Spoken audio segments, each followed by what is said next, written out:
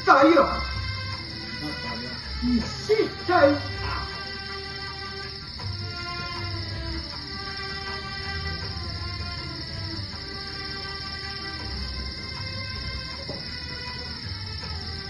ഇത് കേൾക്കാൻ കൊതിയാവുന്നുണ്ട് കേട്ടോ. ആഗ്രഹിക്കുന്നു. വെറും ഭ്രാന്തനല്ലാന്ന് ഇപ്പോഴാണ് എനിക്ക് മനസ്സിലായത്. എന്തെല്ലാം കാര്യങ്ങൾ അദ്ദേഹത്തിന് വരമായി ചോദിക്കാമായിരുന്നു. എന്നിട്ടും തന്റെ വലതുകാലിലെ മന്ത് ഇടതുകാലിലാക്കി തന്നെ ചോദിച്ചത് അത്ഭുതം. ചോദിക്കാമല്ലോ.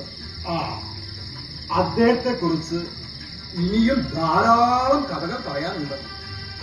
സമയം ഇഷ്യായില്ലേ?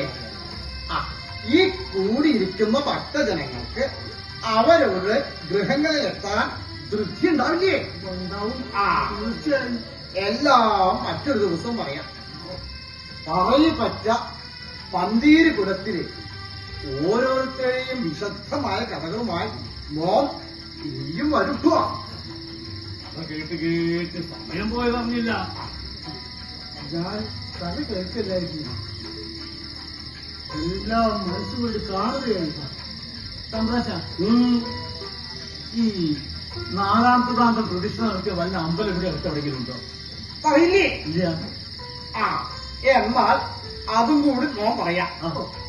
നമ്മുടെ അടുത്ത ജില്ലയായ പാലക്കാട്ട് രായനല്ലൂർ മണമുകളിൽ അദ്ദേഹം ഉരുട്ടിക്കയറ്റി എന്ന് വിശ്വസിക്കുന്ന കല്ലും അദ്ദേഹം പ്രതിഷ്ഠ നടത്തിയ വനദുർഗയുടെ അമ്പലവും ഒരിക്കലും വറ്റാത്ത കുളവും അദ്ദേഹത്തെ ചങ്ങലക്കിട്ടെന്ന് കരുതുന്ന മരവും എല്ലാം അവിടെ തന്നെയുണ്ട്.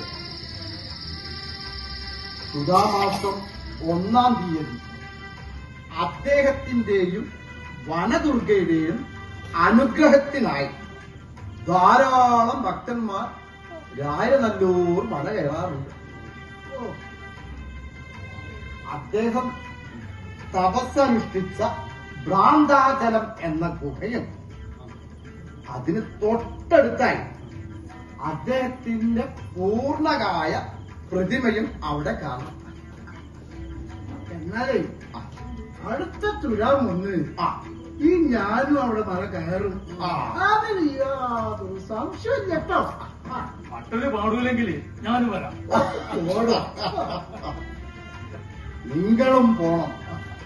നാരായണത്ത് ഭ്രാന്തിന്റെയും മറ്റും കഥകൾ തലമുറകളിലേക്ക് പകർന്നു കൊടുക്കണം. ഇപ്പോഴത്തെ തലമുറ ഒരു വക കഥയില്ലാത്തവരാണ്. അവരെ നേർവഴിക്ക് കൊണ്ടുവരാൻ ഇങ്ങനത്തെ കഥകൾ ഉപകരിക്കാം. എന്താ? എന്നാൽ എല്ലാ ഭക്തജനങ്ങൾക്കും നല്ലൊരു മഹാശിവരാത്രി ആശംസിച്ചുകൊണ്ട് ഞങ്ങൾ വിടുന്നു.